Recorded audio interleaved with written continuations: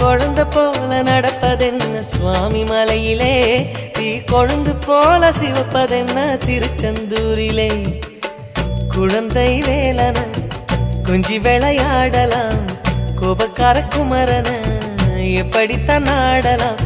குளத்தை போல மனசு கலங்குது, குமரா தெளிய வச்சா ரொம்ப நல்லது.